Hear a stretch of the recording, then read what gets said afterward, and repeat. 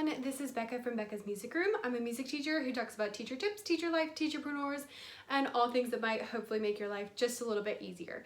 Today we're going to talk a little bit about the difference between free hosting and paid hosting, and also what hosting is when it comes to your website for your TPT shop or Etsy or whatever you are doing.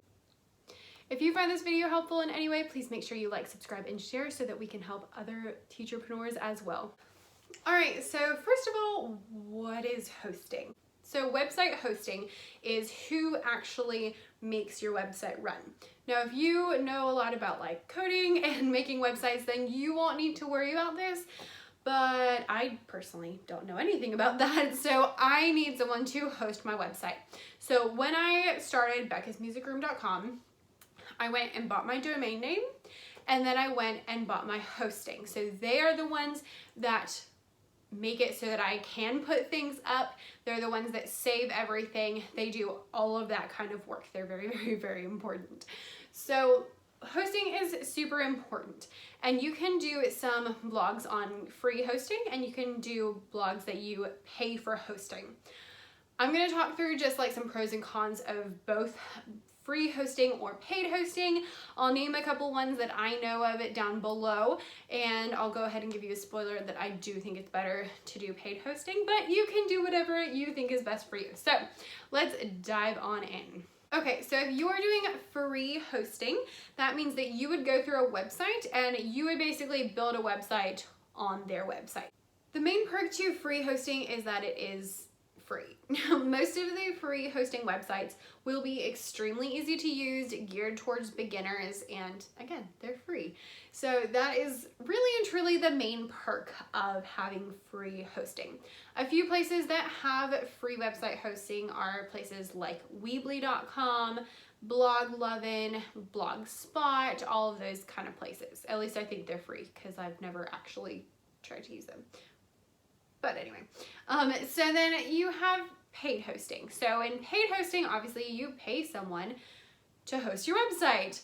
A lot of the paid hosting uses WordPress as your website builder, which I highly recommend doing because WordPress is so easy to use. Like, I know nothing at all about the internet, but I can use WordPress. It's very easy. You can just click some buttons to add this or add that, and there's a lot of YouTube tutorials that you can look up that are not done by me, that are done by better people than I am, so you can watch those to get some stuff.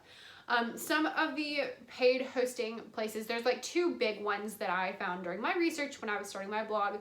Those are Siteground and Bluehost. I use Siteground not for any particular reason. I just thought after a lot of research that they looked a little bit better than Bluehost did. Now, why would you want to pay someone for your blog? Well, there's lots of different reasons. So let's jump into why you might want paid hosting. So number one, when you do your paid hosting, you get to keep your own name. So when you do a free hosting, a lot of times you will not have your own domain name. Now there's different ways you can do it. Sometimes you can purchase just your domain name. So maybe you spend $15 and do the free hosting. But most of the time, if you want it to truly be free, then it's going to be kind of weird. It's going to be something like, if you have Weebly.com, then it would be beccasmusicroom.weebly.com. And that just makes it a lot harder for people to find your website than if it's just beccasmusicroom.com. So that's not like a huge deal. You might be like, well, I don't really care. And that's great. I cared because I was like, I don't want people to have a hard time finding me because of that. So that's just something to keep in mind, is if you want your own name, you definitely have to pay for it. Some of the free hosting will let you use your own name. Some of them will add that tag at the end. When you have paid hosting, then your website belongs to you instead of belonging to the people who do the free hosting. And one main perk of that is that you can do advertising. So there's lots of different ways that you can advertise. I use Google AdSense, and it just adds some HTML and into there, and it puts ads up. You might do an ad for your TPT shop or an ad for someone else's Etsy shop. They might give you a discount or something. Just all of those kind of things. If you want to make money with your blog, then you have to own your own blog. So you can't make money if it's a free hosting service. Now, if your only way that you're gonna make money is through TPT, then that's fine, because you can still link to your products in a free hosting situation. But if you want to do any kind of advertising or monetization, they call it, of your blog, other than TPT, then you need to pay for it yourself. Now, if you want to get fancy with your website design, you can do a lot more and you have a lot more flexibility when you are paying for your website. Again, I know nothing about the internet or how to make that happen, so this is not a big thing to me, but in the future, I might want someone to help me build a better website, and that is something that I had in the back of my brain, like that would be helpful, you know, I could have someone help me out and make it really cool and functional, as opposed to when you do the free hosting, they usually have a lot more limited options. So there's things you can do to change it, but not quite to the extent of what you can do when you are paying for hosting and therefore owning your website yourself. The next thing is some of those blog websites can be kind of weird. I'm thinking of one in particular. I think it's Blog Lovin' that drives me crazy. Because some of the blog websites want you to sign in to be able to read the blog. Now, I don't have a Blog Lovin' account and I don't want to, but every time I click on something on Pinterest and it sends me there, I can't read anything. And that is so frustrating for me and so frustrating for you if you have all this content that you've been making and you've been doing and people can't read them. Now, that might be because I only do it on my phone. Maybe there's a way to exit out on the computer, but just be aware of whether or not people can actually like go to your website, or if they have to log in, or if there's gonna be a weird pop-up, or just be aware of what's gonna happen. So maybe go and look at other people on that same web hosting platform and make sure nothing weird is gonna happen. And the most important reason that you would want to have paid hosting is because if you pay for hosting, your website actually belongs to you. And that's what you need. You need your website to belong to you. It needs to be your thing, your entity, belong to you, your content, all of that kind of stuff. Now, of course, you can use free hosting and that is fine. That's a great place to start. But I would highly recommend, especially if you want to look professional and maybe make a business out of this, that you do paid hosting.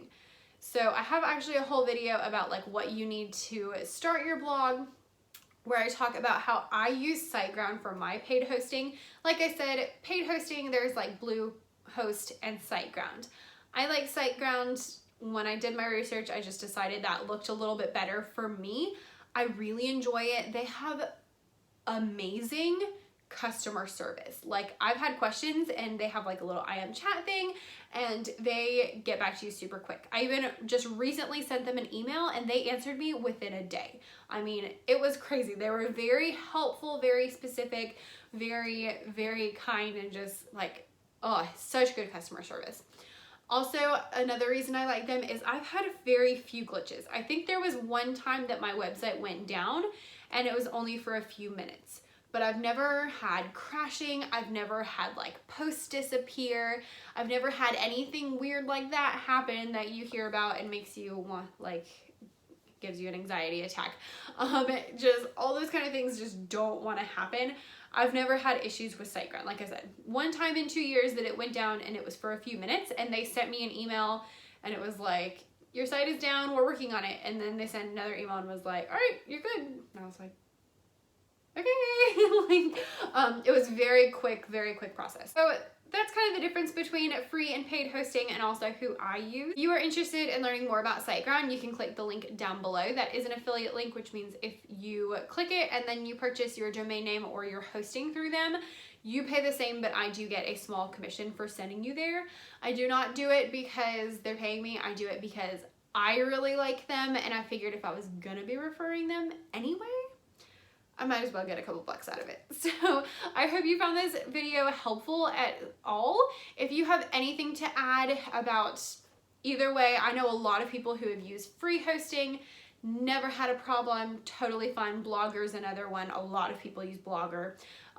So if you use something and you think it's awesome, leave that down below. If you use Bluehost or Siteground, you can leave that down below. Just let us know what you think is best. If you have any more questions, leave them down below. If I don't know the answer, I will go find it. Make sure you like, subscribe, and share, and have a wonderful, wonderful week.